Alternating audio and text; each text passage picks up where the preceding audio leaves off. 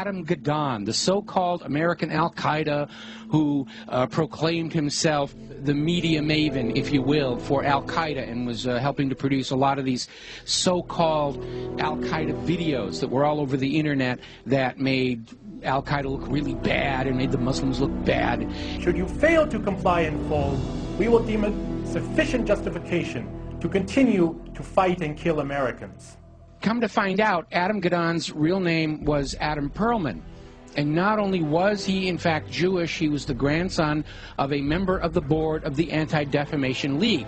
And if you've been following the history of the Anti-Defamation League, you will find out they've been very much involved in covertly supporting a lot of these so-called American Nazi movements. In fact, all the way back, just about the time of World War II, there was this scandal where the head of the American Nazi Party, which had a total membership of like 6, and yet they were getting all this press, was arrested for embezzling from his sponsors, which turned out to be the ADL, so that kind of blew up in their faces. So anyway, we have Adam Perlman, and he's been going around saying, I'm Al-Qaeda, see, I got a turban on my head, I'm a terrible Muslim, gotta hate me, gotta be afraid of me, and of course everybody's laughing at him now because we all know who he is. Okay, so they have brought in the understudy, and there is a new American Al-Qaeda named Yosef Al-Khattab.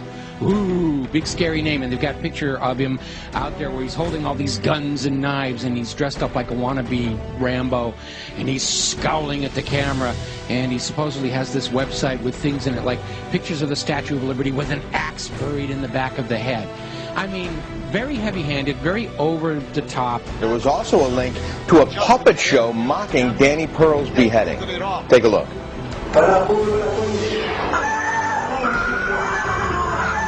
Oh, that's awful. You know, just looking more like a movie prop than anything else here. So, as it turns out, this is another fake. His real name is Joseph Cohen. He's a 39-year-old New York City taxi driver, as you mentioned. He called himself Yosef Al-Khattab, but he was born Joseph Cohen here in America. He is a Jew. And he is another manufactured front to try and convince Americans that Al-Qaeda is actually here in the United States.